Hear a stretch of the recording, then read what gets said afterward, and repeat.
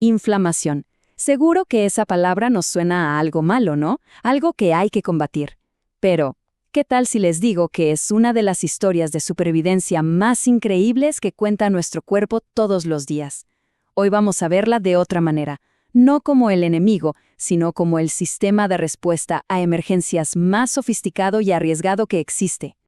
A todos nos ha pasado, ¿cierto? Una cortadita de nada y de repente esa zona se convierte en el centro de atención. Se pone roja, caliente, hinchada. Bueno, esos signos tan familiares son la prueba visible de que ahí adentro se está librando una batalla microscópica y está increíblemente bien coordinada.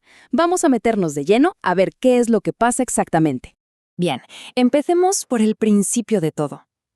La historia arranca justo en el momento en que el cuerpo se da cuenta de que algo no va bien. ¿Cómo? ¿Cómo se enciende esa primera alarma? A ver, el cuerpo no reacciona porque sí. Necesita pruebas. Busca señales moleculares súper específicas, como un detective. Imaginen que los pumps son como las huellas de barro de un intruso, algo que claramente no es de la casa. Y los dumps son como encontrar una ventana rota desde adentro. Es una señal de que hubo daño interno. Lo interesante es que ambas señales, la externa y la interna, hacen sonar la misma alarma. Y aquí entran en escena los personajes de nuestra historia, las células que siempre están patrullando, listas para la acción.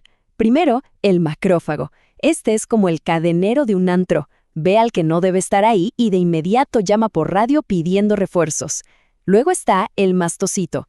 Ese es el que aprieta el botón rojo, libera histamina, que hace que los vasos sanguíneos se abran y se hinchen, creando las carreteras para los refuerzos. Y mientras todo eso pasa, la célula dendrítica, que es como el agente de inteligencia, recoge muestras del enemigo para llevarlas al cuartel general y planear un ataque mucho más específico. Una vez que la alarma sonó y las primeras unidades están en la escena, entramos de lleno en la fase de respuesta aguda. Aquí es cuando se moviliza la artillería pesada, la fuerza de despliegue rápido, para un contraataque que tiene que ser veloz e intenso. El viaje que hacen los glóbulos blancos, los leucocitos, es una locura, una verdadera odisea. No es que simplemente salten del torrente sanguíneo, no, es una coreografía perfecta. Primero se van hacia los bordes, luego empiezan a rodar lentamente por la pared del vaso, como si se frenaran. Después se pegan con fuerza, se detienen por completo y finalmente se escurren, se deforman, para pasar entre las células de la pared del vaso. Y una vez afuera, siguen un rastro de migajas químicas que los lleva como un GPS, al punto exacto del problema. Y claro, esta coreografía no es magia. Ocurre gracias a unas moléculas con funciones muy claras. Para el rodamiento, para ir frenando, están las selectinas, que actúan como un velcro suave. Pero cuando llega el momento de parar en seco, se activan las integrinas, que son, ¡pum!, el superpegamento. Y para poder escurrirse entre las células usan otra molécula, la PCAM1. Todo está fríamente calculado. Y toda esta batalla microscópica, todo este despliegue, termina en algo que todos conocemos muy bien, el pus. Sí, sé que suena desagradable, pero a partir de ahora tenemos que verlo de otra forma.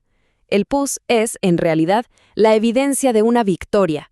Es el campo de batalla después del combate, lleno de los cuerpos de los neutrófilos, esos soldados valientes que se sacrificaron para protegernos.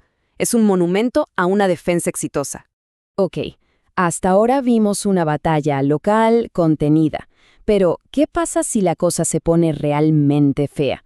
Si la infección es tan grave que el cuerpo necesita declarar un estado de emergencia nacional, ahí la lucha deja de ser local y se vuelve sistémica.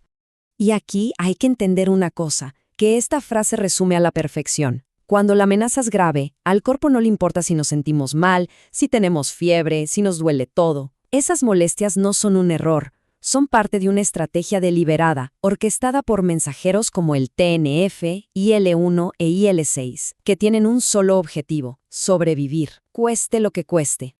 Y la estrategia es fascinante. Miren, la fiebre es, básicamente, subir la calefacción de la casa al máximo para que los invasores no puedan multiplicarse a gusto.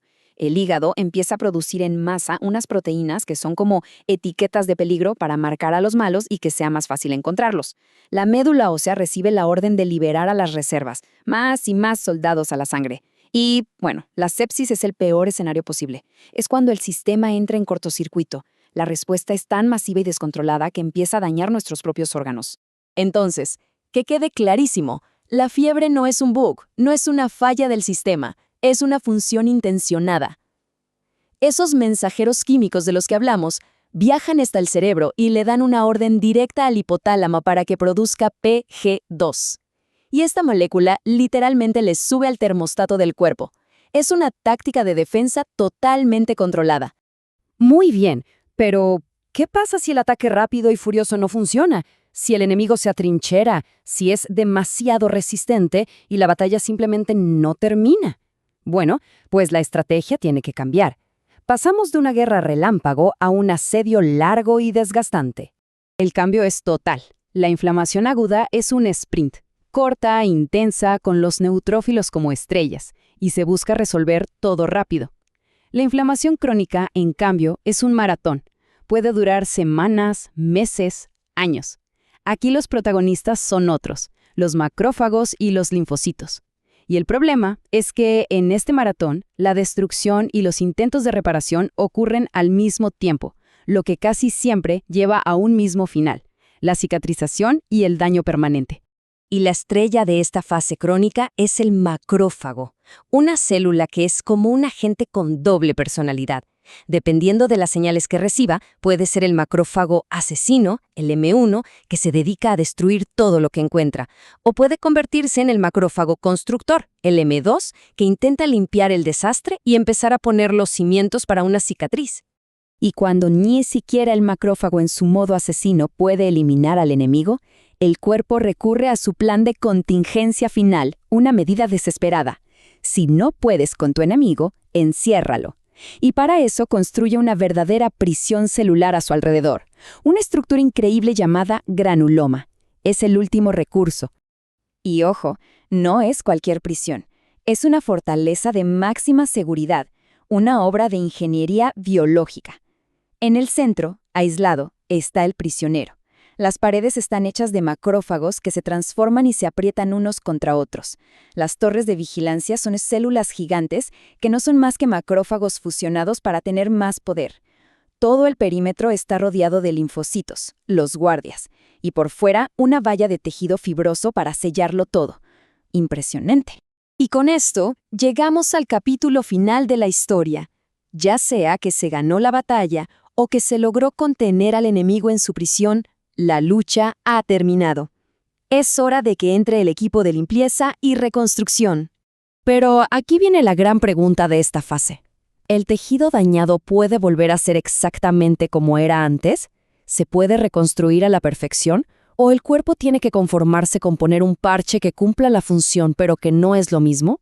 La respuesta, como casi siempre, es depende. Básicamente, hay dos posibles finales. La regeneración, que es el final ideal. Es como borrar un error en una hoja de papel y volver a escribir encima. Queda perfecto.